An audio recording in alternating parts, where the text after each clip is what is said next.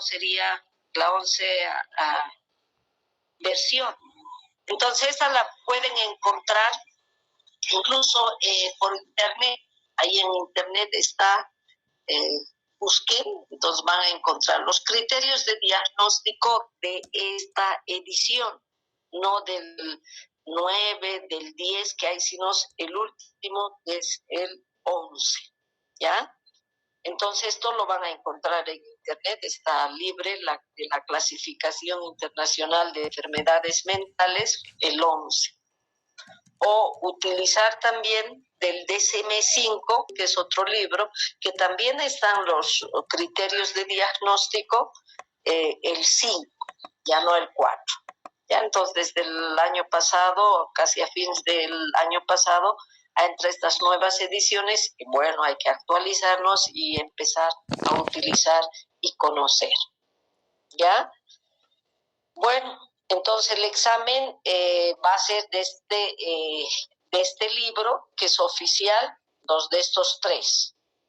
El Kaplan, repito, el compendio de Kaplan. 2, el CIE-11, los criterios de diagnóstico, y los que quieren utilizar, que es igual los criterios de diagnóstico del DSM-5. Entonces, ese va a ser el examen final de todos los temas. La parte práctica, ¿cómo voy a calificar? Entonces, la participación, que debería de ser en forma presencial, aquí viendo los pacientes, y vamos a hacer la historia clínica y preguntando, y la participación de todos ustedes. El parcial que debería de dar va a ser la exposición de un tema, ¿ya? Deberíamos hacerlo la tercera semana, pero como estamos haciendo virtual, vamos a invertir. Entonces, a partir de esta semana, cada persona, cada uno de ustedes, vamos a exponer, vamos a preparar un tema de exposición, ya sea en PowerPoint, como ustedes quieran, pero tiene que haber la presentación, o sea, bien hecha, con la bibliografía que les he dicho de Kaplan, del CIE-11 o del DSM-5, sobre todo los criterios de diagnóstico, la etiología y el tratamiento. Entonces, cada uno del temario que puede encontrar en el Classroom va a exponer, ¿ya? Tal vez hagamos mayor énfasis en los trastornos de ansiedad, el trastorno obsesivo-compulsivo, las agorafobias, las fobias, los trastornos de pánico, el estrés postraumático, porque actualmente con la pandemia es la patología que más ha surgido. Entonces, para ustedes que van a ser médicos en atención primaria, cualquier especialidad, para que profundicemos más sobre todo estas patologías. Y también aquí en consulta, cuando vengan aquí al PAICE, también vamos a ver que la mayoría de los pacientes tienen estos trastornos, ¿ya? Entonces, para poder complementar. Los temas de la teoría que nosotros tenemos que ir dando, entonces también están estructurados en Classroom. Entonces vamos a irles diciendo, por ejemplo, esta semana son toda la parte de los trastornos orgánicos, principalmente el delirio y la demencia. Entonces, como no vamos a ver pacientes esta semana, entonces vamos a ir viendo tal vez películas y comentando, viendo en las clases, ¿ya? Entonces, a partir de mañana es martes, tal vez del miércoles, alguna persona del temario que está en Classroom, o les voy a mandar también por WhatsApp, ya pueden estarse organizando entre ustedes y decir quiénes quieren empezar el miércoles, el jueves, el viernes, etcétera. ¿Ya? No sé si hasta aquí hay alguna pregunta.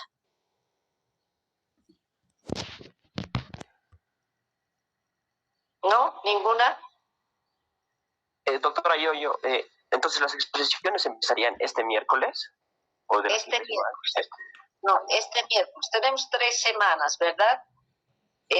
Normalmente las exposiciones lo pensaba hacer la tercera semana, pero como estamos empezando al revés, estamos empezando con las virtuales, entonces vamos a empezar con las exposiciones y lo vamos a hacer en forma virtual. Y la última semana, más bien ustedes van a venir aquí a la Caja Nacional, al PAICE, para ver pacientes. En los horarios que les he dicho, un grupo divididos de 3 personas, de 11 a 12, de 12 a 1 y de 1 a 2 para ver pacientes. Mejor se intercalan porque generalmente a la 1 no hay mucho paciente. Entonces el que viene a las 11 sí va a haber más pacientes. Entonces tal vez pueden ir rotando en esa semana. ¿Ya? En realidad vamos a tener solo 4 días, porque el día viernes, en vez de pasar clases, van a ir a la facultad a dar el examen final de todo el temario, que va a ser en forma escrita. Gracias, doctora. Ya, entonces internamente en el grupo ustedes se ponen de acuerdo quienes quieren empezar el miércoles, el jueves, el viernes, el lunes, etcétera, que vamos a empezar y vamos a ir trabajando también, ¿ya? Vamos a ir reforzando, ya que no vamos a ver pacientes, entonces vamos a ver viendo películas, vamos haciendo. Doctora, No sé si hay alguna pregunta más. doctora, el tema de las exposiciones, el temario, ¿lo vamos a sacar de Classroom para el día miércoles, jueves, viernes? Exactamente, sí, está ya los temas, las patologías que tenemos que aprender para el examen, está ya en Classroom, o les mando también por WhatsApp para que se puedan organizar. Entonces es importante que para que ustedes se organicen, alguien tenga un representante quien coordine, pero esto es lo que van a venir aquí al PAICE y las exposiciones para que todos deben exponer. ¿Ya? Que de eso también vamos a calificar. Bueno, si no hay otra duda más, doctora, entonces empezaremos. doctora, Jessica. Sí, el temario son 12 temas. El primero y el segundo no los vamos a presentar, que dice entrevista y la historia clínica. ¿Sería directamente desde el tercer tema, doctora? También sí, tienes razón. Somos 8, tal vez a un tema pueden agarrar, y la historia clínica lo podemos hacer más práctico, viendo una película, y ustedes más bien toditos hagan una historia clínica. Hagan una historia clínica y lo presentamos y lo vamos revisando rápidamente en los tiempitos que va a haber. Está bien, doctora. Esta Jessica ya lo ha revisado, entonces son 12 temas, y el historia clínica tal vez podemos ser más práctico y hacer ustedes cada uno una historia clínica. Está bien, doctora. El segundo tema es entrevista con pacientes difíciles. Eso sí lo estaríamos exponiendo. Eso sí vamos a exponer. Ese vamos a exponer. Está bien, doctora. Muy bien. Bueno, entonces el día de hoy empezaremos con la parte que sería la historia clínica. Se supone que todos manejan, saben muy bien, era prácticamente también de la parte de psicología médica. Cuando han hecho medicina psicológica, todos tienen que haber sabido que es una historia clínica psiquiátrica. A ver, tal vez alguien quisiera definir.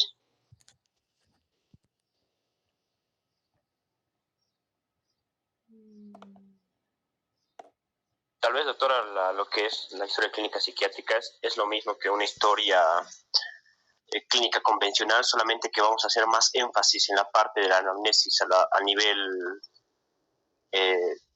psicológico, ¿no? Que en este caso antecedentes familiares, antecedentes personales, antecedentes psiquiátricos, esas características, ¿no? Uh-huh. Muy bien, entonces Raimi tiene razón, entonces es igual que una historia clínica y para cualquier especialidad se utiliza la misma historia clínica, solo la diferencia en la historia clínica psiquiátrica, tal vez haciendo énfasis sobre todo, como he indicado, en la parte de los antecedentes personales, que sería el ciclo vital, la personalidad previa, obviamente, y la parte importante que tiene una historia clínica psiquiátrica, que es la parte del examen mental. O sea, donde valoramos las funciones psíquicas, cuando entrevistamos, las funciones psíquicas que de alguna manera, que a través de este examen mental vamos a confirmar y llegar a un diagnóstico. Entonces, ¿qué es una historia clínica?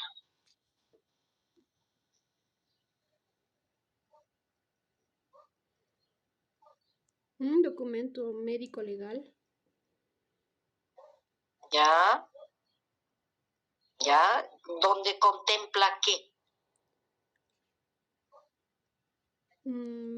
Tiene que llevar los datos de identificación, motivo de consulta. A eso se refiere, ¿no, doctora? Enfermedad actual. Claro que sí. Antecedentes, ya. Dinámica familiar. Eso. Ya, ¿qué más? A ver, otra persona mental, tal vez.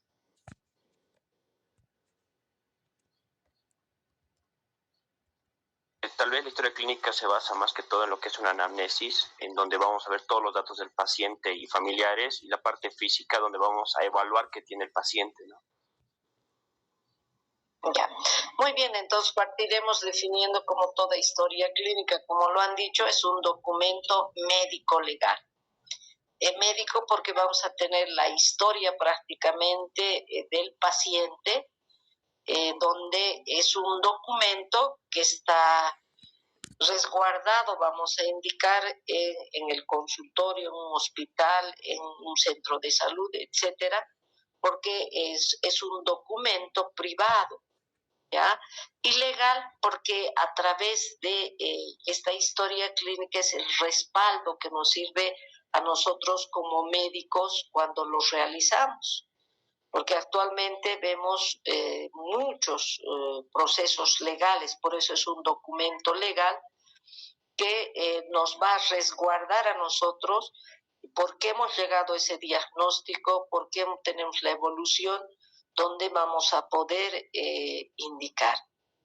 Dentro de la parte de la psiquiatría, la historia clínica es fundamental, porque incluso con orden judicial recién pueden solicitar unas fotocopias legalizadas para hacer auditorías, para hacer y sirve.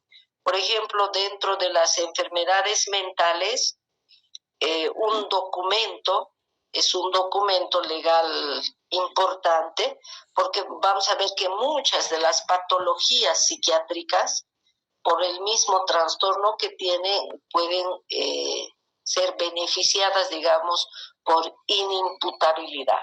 Quiere decir que las enfermedades mentales, como la esquizofrenia, por ejemplo, la persona cuando ha hecho un hecho y estaba psicótico, estaba con síntomas, puede ser inimputable. Por eso es un documento médico legal que puede servir. Y no solo en eso, sino también actualmente es el respaldo que nos sirve a cada uno de nosotros como médicos. La otra parte importante de la historia clínica, como ha hecho su compañera Jimena, creo que ha hablado, y ha indicado de que tiene sus partes, ¿no? Entonces, la parte de los datos generales. Entonces, que para nosotros es importante registrar, pero dentro de estos datos generales o de identificación, a nosotros nos interesa desde el punto de vista psiquiátrico, de la salud mental, ver la fuente de la historia, o sea, quién nos da. ¿Por qué? Porque dentro de las enfermedades mentales vamos a ver que muchos de los pacientes minimizan o niegan o no aceptan que están enfermos. Por ejemplo, muchos de los pacientes esquizofrénicos no tienen juicio de enfermedad y dicen no tienen, y por ende, si no están enfermos, van a decir que no necesitan tratamiento. Los que tienen alcoholismo, farmacodependencia, también dicen no, lo ven como un vicio y no lo ven como una enfermedad. Entonces minimizan también su consumo y por ende la fuente de la historia es importante poner quién nos da. Si merece confianza, no merece confianza relativamente, o a la inversa puede haber también muchos familiares que pueden precisamente por incapacitarlos a las personas, pueden inventarse. Entonces, por eso es importante poner la fuente de la historia, ¿ya? Entonces, a la diferencia de las otras historias clínicas, que generalmente los pacientes van voluntariamente porque tienen el papel de enfermo, que tienen una dolencia y buscan ayuda. En cambio, en los trastornos mentales vamos a ver que más bien minimizan y muchos son llevados por los familiares o las personas más cercanas. ¿Ya? Entonces, la fuente de la historia. Aparte de los datos de identificación que también nos ayudan de entrada, por ejemplo, el grado de instrucción, por decirles, ha estudiado hasta segundo de primaria o segundo básico, que era en mis tiempos, y nos dicen no ha podido más. Y uno pregunta por qué no ha estudiado, por qué no podía dar rendimiento. Incluso ya empezando ya nos está diciendo que hay un problema de la parte del coeficiente intelectual, incluso solo con los datos de identificación. Y seguro que vamos a ir complementando con la anamnesis, con los antecedentes, que definitivamente ha tenido procesos de retardo que antes se llamaban, actualmente en el CIE, desde el CIE 10 y del 11, ahora se llaman trastornos del desarrollo en la área intelectual. Pero nosotros conocemos actualmente, hasta ahora nos damos cuenta de que son retardados porque le ha afectado su inteligencia. Miren, en los datos de identificación. Después de los datos de identificación, ¿qué viene?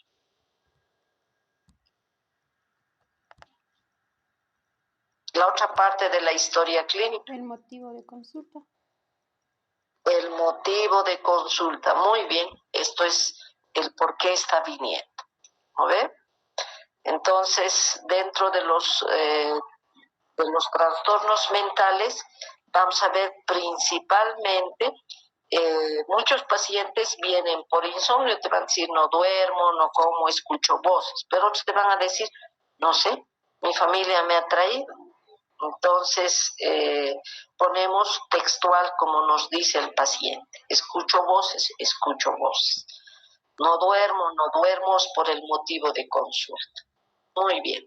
Entonces, en la parte psiquiátrica generalmente nosotros ponemos textual, hacemos como vamos a ver en la anamnesis como una historia, lo que dice textual el paciente, y le ponemos entre comillitas incluso, y le ponemos lo que dice el paciente, porque es importante para poder identificar exactamente qué es lo que le está pasando y qué es lo que dice.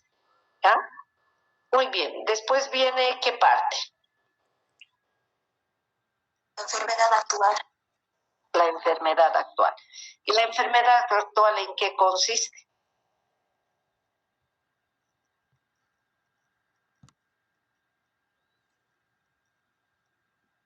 Sucesos que han hecho que tenga esa enfermedad, pero en datos cronológicos, el cuadro clínico secuencial.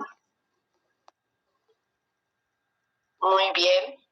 Entonces vamos a hacer el desarrollo de la sintomatología, de los síntomas del cuadro de la enfermedad en forma cronológica.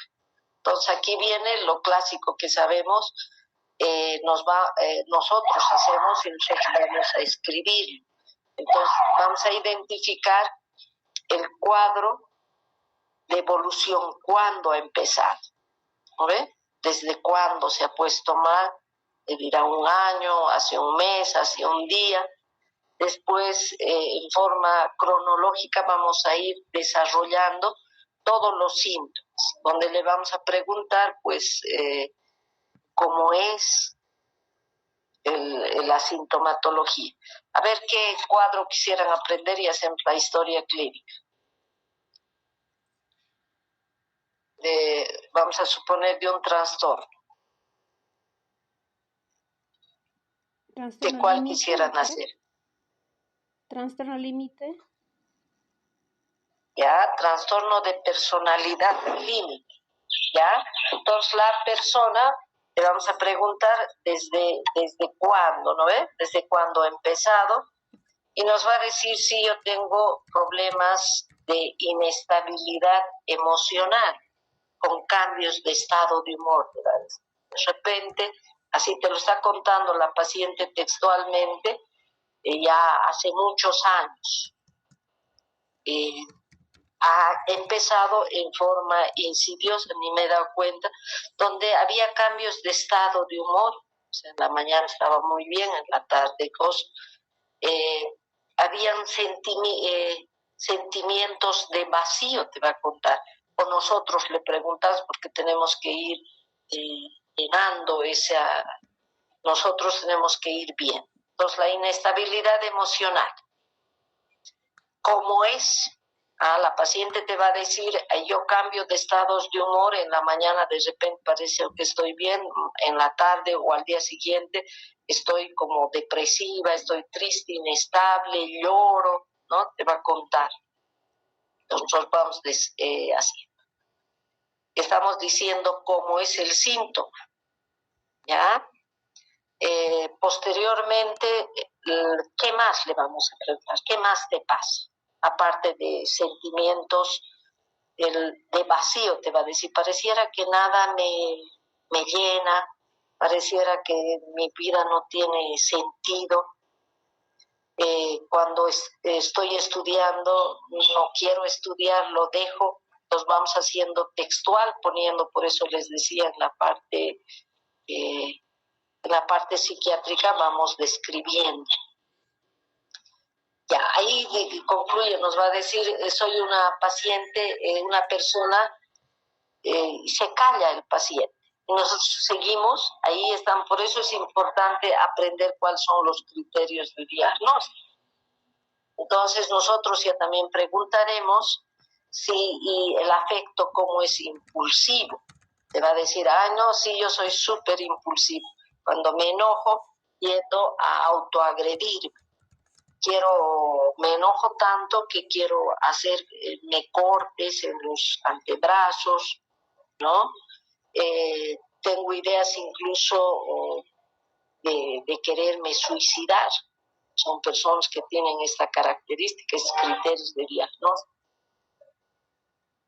Vamos a seguir preguntando, nosotros estamos suponiendo que esta paciente se calla y no nos está diciendo los síntomas, entonces nosotros somos los que estamos cumpliendo los criterios de diagnóstico.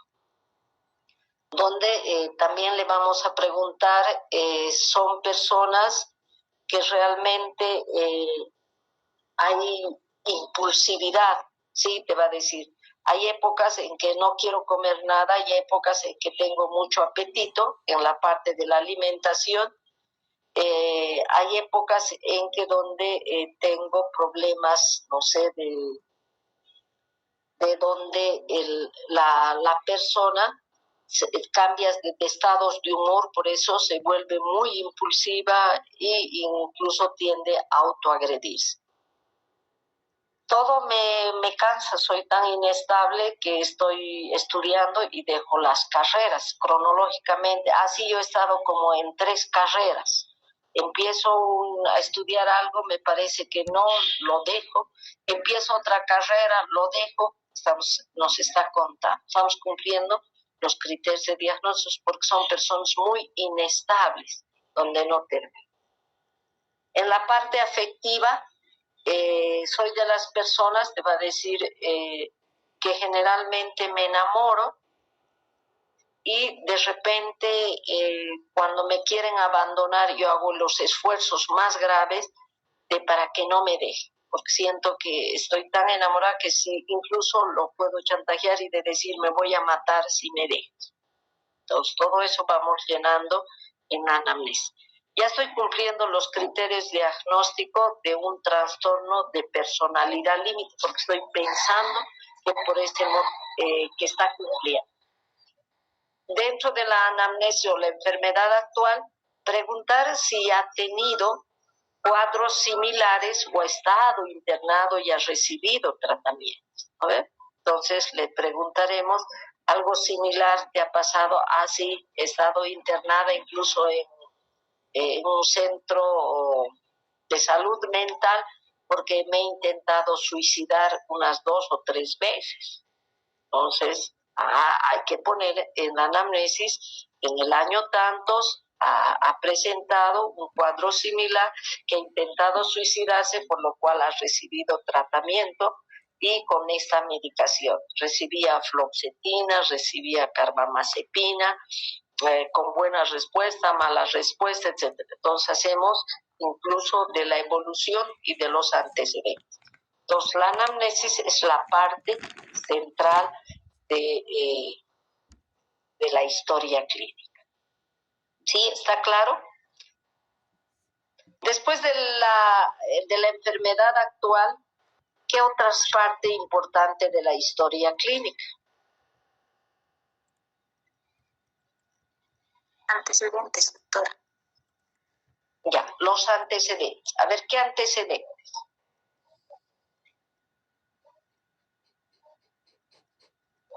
Familiares. Ya, los antecedentes familiares. Entonces, en la historia clínica ponemos antecedentes familiares, que para la parte psiquiátrica es muy importante. Porque muchas de las enfermedades mentales se heredan. Entonces, preguntar si en la familia, tanto de línea materna, paterna, ha habido enfermedades como esquizofrenia. Si nos dicen, sí, mi tío de línea paterna estaba diagnosticado con una esquizofrenia o con problemas de alcoholismo, entonces por eso es importante. ¿Ya? Entonces, anotar en la familia, tanto en primer grado, segundo, etcétera, es importante por estas enfermedades. Dentro de los antecedentes familiares también, otras enfermedades, obviamente si hay diabetes, anotaremos, pero la parte mental es la que nos interesa. ¿Ya? ¿Qué otros antecedentes?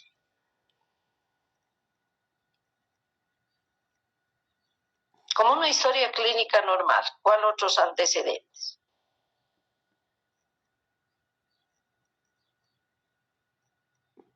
Personales.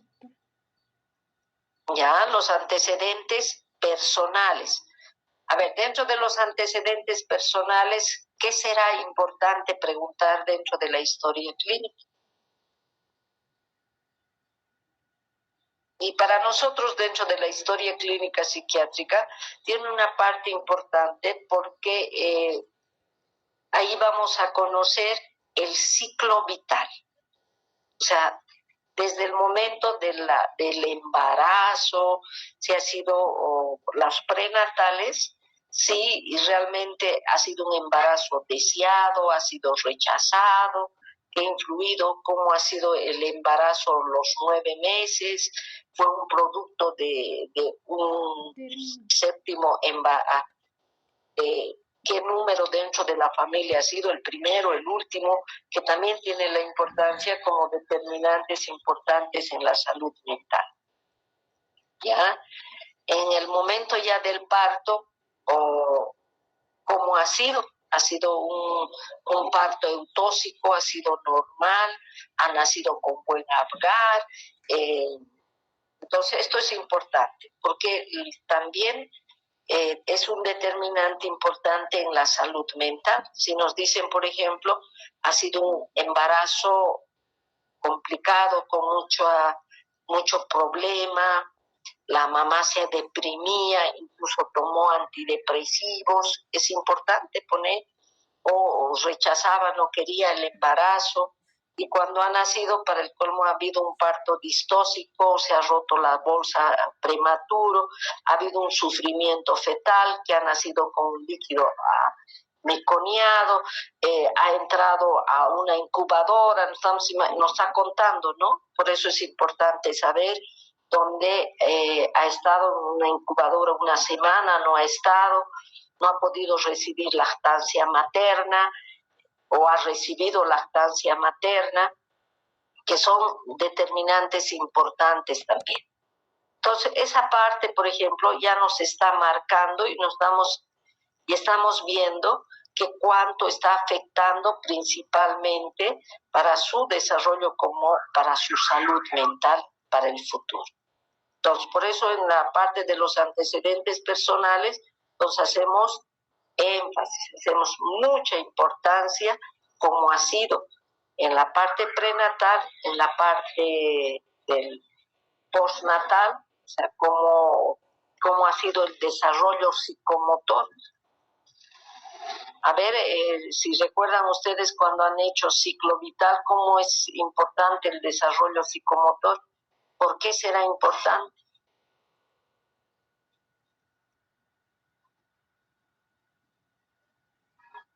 Porque con eso vamos viendo si el niño se está desarrollando adecuadamente, ¿no? Porque para ciertas edades necesita ciertas características. Entonces eso nos ayuda a evaluar si está teniendo un buen rendimiento, o una buena evolución, se podría decir tal vez. Exactamente, porque la parte del desarrollo psicomotor, por eso es importante saber el niño a qué edad ha levantado la cabecita, se ha sentado, se ha parado, ha caminado, ha hablado, ha controlado esfínteres, porque todo ese desarrollo psicomotor, como dice su compañero, nos está dando la pauta cómo está siendo el desarrollo de todo el sistema nervioso del cerebro. Por ejemplo, si ha habido por un desarrollo psicomotor, ha caminado como a los 3 años o 5 años, ya nos está dando la pauta de que algo está pasando en el cerebro, ¿ya? Y para poder entender. Entonces, el desarrollo psicomotor es sumamente importante. Entonces, yo quiero que lo repasen porque para el examen tienen que leer en el Kaplan. Para el examen, entonces van a ir preguntando cuál es importante para el día de mañana, como vamos a seguir virtual, entonces profundicen, ¿ya? Ahorita estamos haciendo como pinceladas, pero tienen que profundizar. Entonces, todo este desarrollo importante, el niño al hablar, que era una persona de niño, por ejemplo, era sociable, era muy libre, o era un niño muy tímido, callado, con mucho retardo psicomotor, o más bien era hiperactivo. Entonces vamos viendo la vida, o sea, cómo ha sido de niño, cómo ha sido de adolescente. De adolescente era un niño rebelde, se ha involucrado en grupos, incluso en pandillas, ha consumido por curiosidad drogas, no ha consumido el alcohol o otras sustancias. ¿Cómo era? Entonces, por eso es importante, por eso estamos haciendo su desarrollo de sus datos personales. Que esto nos va a ayudar a entender por qué la enfermedad. ¿Por qué la enfermedad? Por ejemplo, en el trastorno de personalidad límite, que nos ha dicho tu compañera, entonces, el por qué es tan inestable emocionalmente. Desde niño nos va a decir, era así, era la persona, porque la mamá estaba un tiempo, tal vez trabajaba, le abandonaba, ha sufrido muchos abandonos. Entonces estamos entendiendo el por qué ha ido formando, porque el trastorno de personalidad límite se va formando a lo largo de la vida hasta los 18 años. Entonces ahí en la parte de la niñez, en la parte de la adolescencia, vamos a ver dónde ha habido la alteración y por lo cual ha terminado en un trastorno de personalidad. Entonces, para poder entender, ¿ya? Entonces, la niñez, la adolescencia, si es una persona ya adulta, cómo ha sido, todo esto es importante ver. ¿Hasta aquí alguna pregunta? Entonces, para el trastorno de personalidad límite que estamos haciendo el ejemplo del día de hoy, entonces vamos a ver la parte, por ejemplo, en la época de la separación con los papás, donde ha habido una angustia de separación, donde cuando el niño de pequeño, cuando la mamá se iba, entonces el niño entraba realmente en desesperación, en angustia, ¿no? Para precisamente entraba en esa ansiedad, y a eso se llama la angustia de separación. La mamá había periodos de mucho afecto y también había mucho distanciamiento, entender tal vez la mamá la persona que le ha educado, el papá había abandono, que le ha vuelto inestable emocionalmente, ¿ya? Donde la persona te va a decir, había periodos con cambios de estado de humor, era impulsiva, agresiva. En todo este ciclo te está contando el por qué, y a los 18 años obviamente ha terminado en un trastorno de personalidad límite. Después otro antecedente, si no, no vamos a terminar. Otro antecedente, ¿cuál será importante? Entraríamos a los antecedentes patológicos, ¿no, doctora? Sí, antecedentes patológicos. A ver, prenderemos la cámara hoy día para irnos conociendo. Yo soy la única que me están conociendo, así para que les vaya ubicando. Muy bien, gracias, Jimena. A ver, para ir participando, entonces yo estoy anotando también quienes están participando, entonces todos estamos aprendiendo, entonces me gustaría que todos participen también. ¿Ya? Bueno, entonces los antecedentes patológicos, muy bien. Y dentro de los antecedentes patológicos será importante investigar o llegar en la historia clínica. En este caso lo dividiríamos en dos, ¿no? En los psiquiátricos y en los patológicos. En este caso ya tiene intoxicación, algún por tipo de traumatismos. Muy bien. Como dice dentro de la parte de los antecedentes patológicos, sobre todo nos interesa dentro de la historia clínica psiquiátrica, lo que indica todo lo que es referente a la cabeza. Si ha habido traumatismos cráneoencefálicos, donde vamos a averiguar si ha sufrido una caída, por decir, de un primer piso y ha sufrido un traumatismo cráneoencefálico donde ha perdido la conciencia, un mediodía, o ha sufrido un accidente de tránsito donde ha estado en estado de coma, no sé, tal vez 15 días, 10 días, donde es importante averiguar exactamente cuánto se ha dañado o no ha sufrido traumatismos cráneoencefálicos, sí se ha caído, pero nunca ha perdido el conocimiento, no tenía cefaleas cuando se ha caído, etcétera. Entonces, pero sí es importante averiguar que no haya habido traumatismos cráneoencefálicos, porque esas secuelas de ese accidente que ha tenido de tránsito, que estamos poniendo el ejemplo, y haya sufrido un traumatismo cráneoencefálico el cerebro y ha estado lesionado, no sé, tal vez ha presentado un hematoma, un coágulo, etcétera, y eso a la larga sí va a producir alteración. Entonces, 10 años, 15 años después, muchos de los trastornos mentales vamos a ver que es a consecuencia precisamente de esas lesiones que se han producido en el cerebro. Y nosotros lo que vamos a ir descubriendo, para eso es importante, porque si nos dicen ha sufrido un traumatismo, la primera cosa que vamos a pensar cuando estamos haciendo la historia clínica, ha sufrido un traumatismo, ha estado en estado de coma, ha perdido el conocimiento como más de un mes. Entonces vamos a pensar que ya es una lesión del cerebro y por ende ese antecedente nos está dando la pauta de que puede ser de tipo orgánico, o sea, algo ha pasado en el cerebro y vamos a hacer en el examen complementario para saber exactamente si toda esa sintomatología es de tipo orgánico por esa lesión, ese antecedente que tiene, o es de tipo psicológico. ¿Ya? Por eso es importante. ¿Qué otros antecedentes más era dentro de la parte patológica?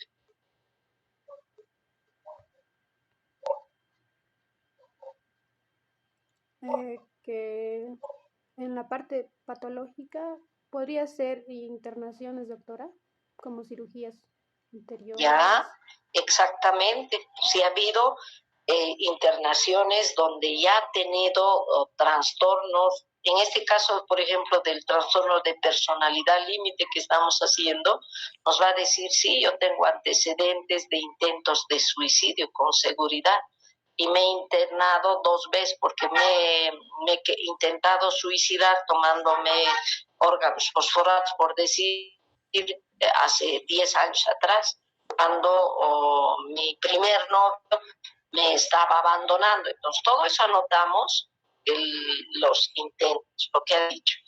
O en caso de la esquizofrenia, por ejemplo, te van a decir, no, yo el primer brote he estado internado y he tenido. O en las depresiones, te van a decir, también he tenido cuadros depresivos donde he recibido tratamiento, ahí vamos a ver, ¿ya? Y como ha dicho su compañero también, en los antecedentes no patológicos, ¿no ven? De otras enfermedades, obviamente si tengo una gastritis, tengo úlcera, tengo diabetes, hipertensa, anoto nomás dentro de los antecedentes. Bueno, otro antecedente. La parte de consumo de sustancias, ¿en qué parte entraría? Personales. En los antecedentes no patológicos. ¿Qué es importante? Es importante aquí el sueño, no es su patrón de sueño, ¿ya? Ha tenido insomnio, no tiene no patológicos, qué hábitos tiene, ¿sí? Como otras historias y dentro de la parte psiquiátrica tiene su importancia, ¿ya? Si quieren, yo les voy a pasar unas hojitas que normalmente utilizamos, pero mañana les voy a pasar para que ustedes estudien del Kaplan para el día de mañana, la historia clínica profundice y la parte del examen mental. ¿Qué más?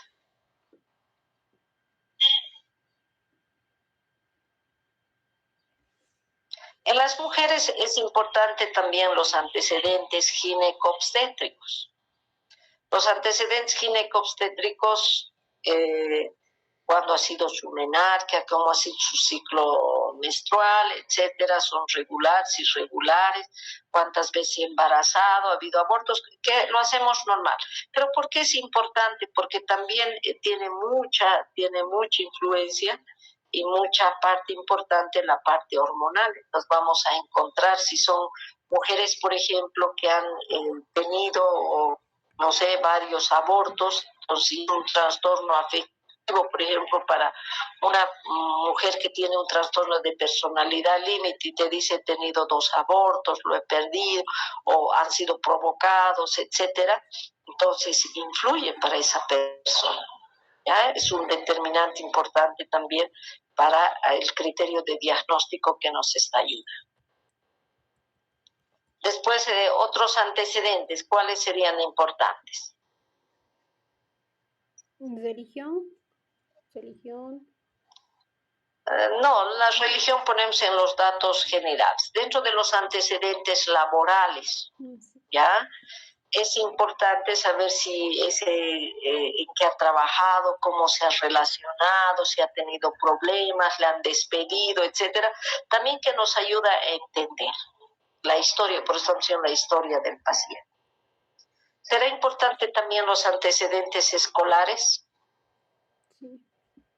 ¿Por qué será importante? ¿Y qué vamos a preguntar? Yo creo que lo que está cursando, en qué año está cursando, si no ha tenido aplazos, esas cosas, doctora.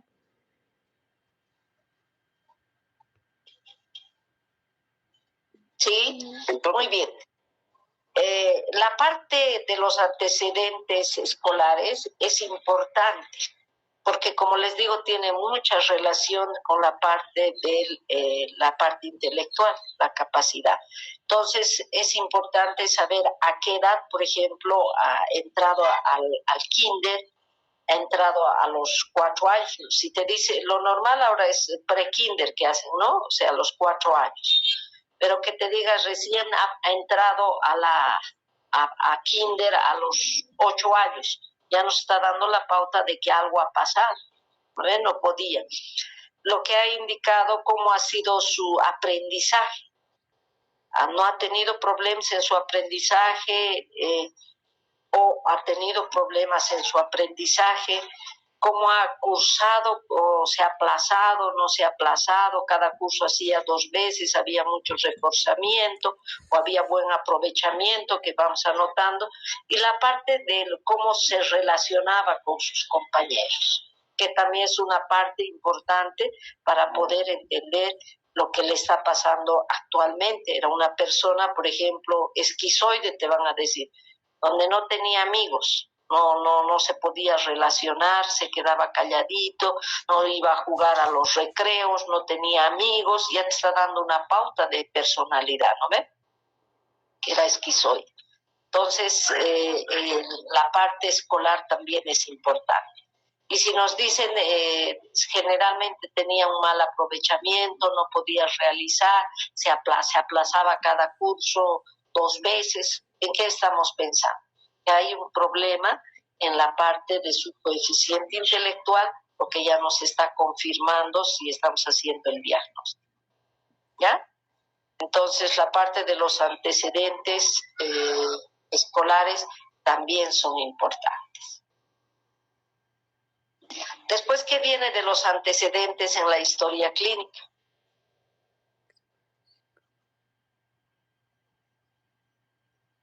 Ahí ya tendríamos que pasar a lo que es la exploración física. Muy bien, la exploración física. Entonces, nosotros no hacemos mucho énfasis, pero sí ponemos en general, serán los signos vitales, a la inspección, por ejemplo, si veo el aspecto, ¿no? O sea, si una persona cómo está deambulando, vamos a ver, aunque en el examen mental tenemos la parte de la psicomotricidad y la conducta, pero en el examen mental ponemos, en el examen físico, generalmente ponemos en general, no hacemos mucho énfasis ni por órganos ni por sistemas. Si algo nos llama la atención, obviamente lo vamos a registrar, pero en general, generalmente es a la parte de la inspección, en general como lo vemos. Y si no hay, sin particularidad, todos signos y síntomas. Después viene la parte importante del examen neurológico, que también, como no es parte de está relacionado con la historia clínica psiquiátrica, entonces generalmente vemos la parte de la postura, vemos neurológicamente si hay alguna alteración que nos llame la atención, obviamente lo vamos a notar en la historia clínica, ¿ya? Pero lo que nos interesa es la parte de la personalidad previa, ¿ya? Antes de la enfermedad que está haciendo, cómo era, le vamos a decir, a la paciente o a los familiares. Te dirán,